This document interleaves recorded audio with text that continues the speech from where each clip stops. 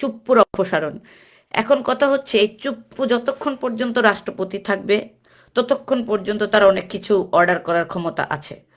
তো সেনা ক্যাম্পে যে সমস্ত আওয়ামী লীগ দুর্নীতিবাজ কারাপ্টেডদেরকে রাখা হয়েছে, এইটা কেন রাখা হয়েছে আমাদের জানা নাই। এদের প্রত্যেকের বিরুদ্ধে হাজার হাজার কোটি টাকার দুর্নীতি, মানুষ খুন, মানুষ গুম, সবকিছুর সাথে এরা জড়িত। এদেরকে সিকিউরিটি দেওয়ার কি আছে আমি তো বুঝি না।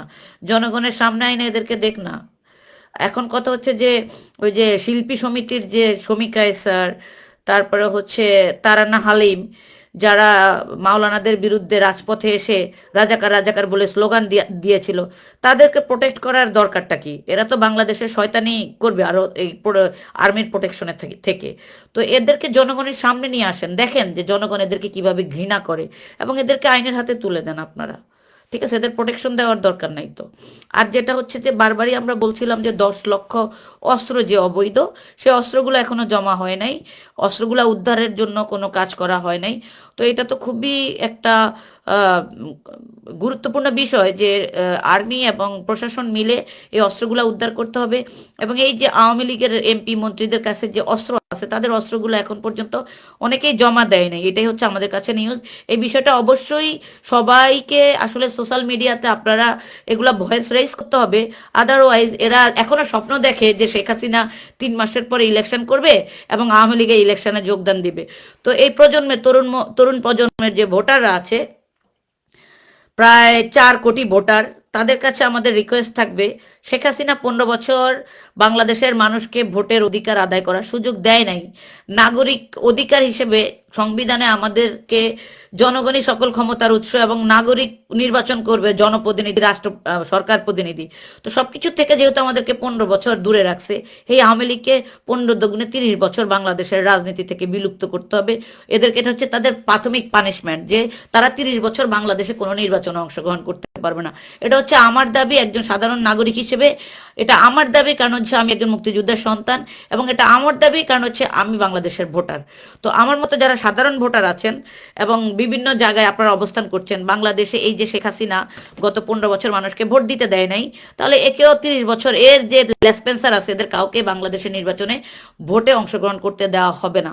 এটাই আমাদের প্রতিবাদ থাকুক। আরেকটা জিনিস আমি আপনাদের সাথে শেয়ার করি, সেটা হচ্ছে যে বিভিন্ন মানে জেলায় যে সমস্ত এসপি এবং ডিসি আছেন, তাদেরকে আসলে আর কতক্ষণ পর আপনারা রিমুভ করবেন? 5 তারিখে শেখ হাসিনা হেলিকপ্টার দিয়ে পালিয়ে গেছে, সেনাপ্রধান তাকে পালিয়ে যেতে সহযোগিতা করছিল। তো আসসালামু আলাইকুম, আশা করি আপনারা ভালো আছেন। কয়েকদিন 2-3 দিন ধরে ভিডিও আপলোড দিচ্ছি না, বিভিন্ন ইনফরমেশন আসার পরও। তো যে জিনিসটা হচ্ছে, আজকে যে খবরটা পাইলাম আমরা যে স্থানীয় সরকারের অধীনে সকল জেলা পরিষদ, উপজেলা, তারপরে পরিষদ, পৌরসভা যেগুলো আছে, এগুলা ভেঙে দেওয়া হয়েছে। এটা খুবই ভালো নিউজ। এটা আমরা আগেও বলেছি যে স্থানীয় সরকারের অধীনে প্রত্যেকটা প্রশাসনিক যে নির্বাচনগুলো হয়েছিল এগুলো অবৈধ, এবং এই অবৈধ জেলা পরিষদ, উপজেলা পরিষদ এবং পৌর যে মেয়র টেয়র আছে, এগুলো সব হচ্ছে শেখ হাসিনার প্রেতাত্মা। So we have to remove all of this shit. Second thing যেটা, চুপ্পু, আমার টাইটেল দেখেন, আমি লিখেছি যে এখন হচ্ছে, আজকে হচ্ছে 19 তারিখ। তাহলে আমার কথা হচ্ছে এই এসপিডিসিদেরকে রিমুভ করে যারা ওএসডি ছিল তাদেরকে কেন আপনারা নিয়োগ দিচ্ছেন না? তাদেরকে আগে নিয়োগ দিতে হবে, তারপরে আপনারা কাকে দিবেন না দিবেন দ্যাট ইজ ডিফারেন্ট স্টোরি।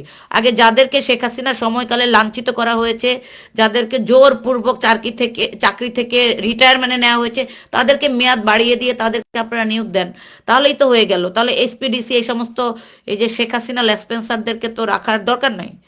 বাংলাদেশে আগামী 6 মাসের মানে রাজনীতি কেমন হবে, বা রাষ্ট্র কাঠামো যাদের দায়িত্বে আছে, যে সমস্ত উপদেষ্টারা আছেন, তারা কি করবে, সেটার মেইন আমাদের কাছে যে পয়েন্ট, সেটা হচ্ছে যে শেখ হাসিনার জন্য কবিতা লেখে যে রাষ্ট্রপতি হয়েছে, এবং দুর্নীতি দমন কমিশনে বেগম খালেদা জিয়ার মামলাকে এক্সিকিউট করেছে যে লোক, তাকে কোনোভাবেই কারাপ্টেড, এবং তার ছেলে মদ খেয়ে বিভিন্ন জায়গায় ধরা খায়।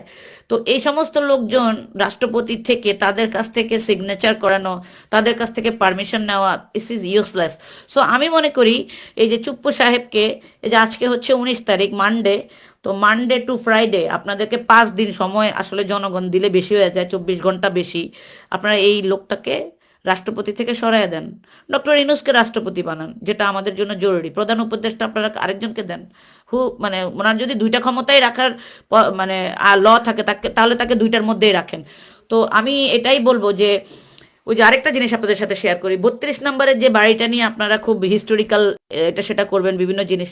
আপনাদের হয়তো মনে আছে পিলখানা হত্যাকাণ্ড ঘটিয়ে বেগম খালেদা জিয়ার যে ক্যান্টনমেন্টের বাসা ছিল সেখান থেকে তাকে উৎখাত করে সেখানে পিলখানা হত্যায় আর্মিদেরকে মেরে তাদেরকে আবাসনের ব্যবস্থা করছে শেখ হাসিনা। এটা হচ্ছে শেখ হাসিনা। তো আমাদেরকে কি করতে হবে, 32 নম্বর বাসা ভেঙে দিতে হবে, ভেঙে এখানে শহীদ যারা হয়েছে, এই যে 24-এর এই শেখ হাসিনার পতনের গণ অভ্যুত্থানের যে বিপ্লবী শহীদরা, তাদের পরিবারের পুনর্বাসনের ব্যবস্থা করে দেন আপনারা। এটা ভেরি ইম্পর্টেন্ট। আর হসপিটালে এখন পর্যন্ত ছেলে মেয়েদের যে ইনফরমেশনগুলো মিডিয়াতে আসছে, এটাকে আরো বেশি প্রমোট করেন। কারণ হচ্ছে সরকারের দায়িত্ব হচ্ছে যারা অসুস্থ, যারা মানে ডিসেবল হয়ে গেছে তাদের দায়িত্ব নেওয়া।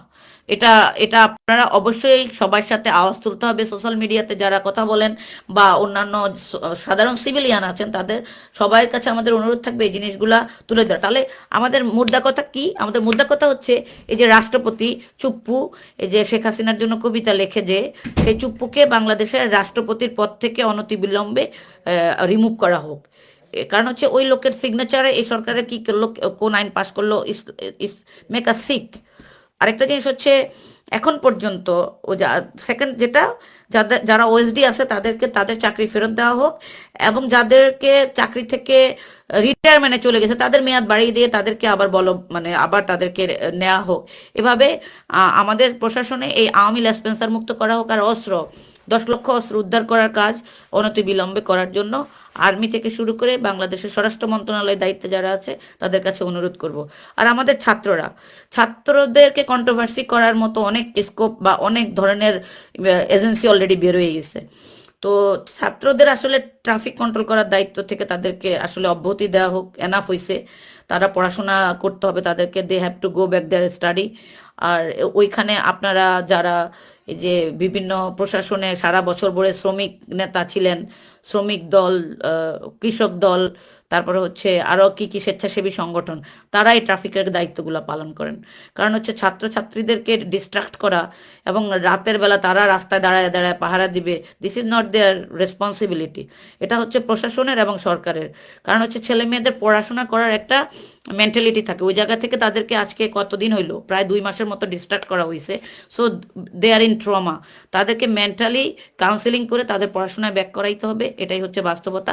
আর আরেকটা শেষে যে জিনিসটা যোগ করব, আমার কাছে যে খবরগুলো আসে, দেখেন প্রত্যেকটা জেলায়, প্রত্যেকটা ঢাকা শহরে, সব জায়গাতে আওয়ামী লীগের কিছু লোকজন বিএমপি সেজে চাঁদাবাজি করতেছে। এদেরকে যারা আপনার সুযোগ দিচ্ছে বা এদের সাথে যারা জড়িত হয়েছে, যেই দলেরই হোক, এদেরকে আইনের হাতে তুলে দেন, গণপিটুনি দিয়ে এদেরকে বাংলাদেশ থেকে মানে চিরতরে ওই যে জেলখানায় ঢুকায় রাখা হোক।